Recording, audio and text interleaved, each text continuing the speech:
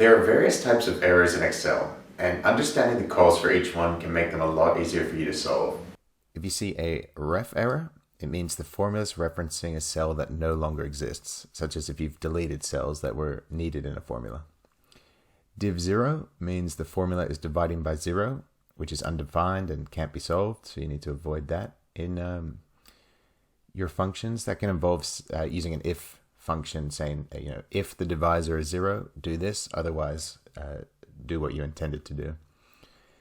The num error means there's an issue with your number. It means it's either too large or too small or an impossible number, such as the square root of a negative number.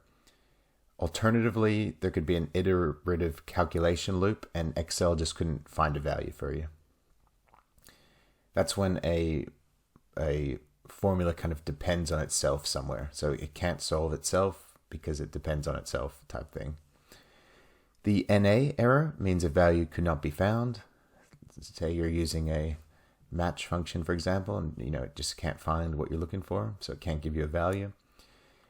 The name error means there's incorrect text in a formula. So that could be a function spelt wrong or a named range that's spelt wrong. Text data could also be entered without quotation marks where they're required, which could cause this error. And Excel could be thinking your text data is supposed to be a function or something. Spill means multiple results are returned by a function, and they can't fit into a single cell. You might need a range of cells, for example. Value means there's an incorrect data type, which means you're not using the correct type of data required for a function.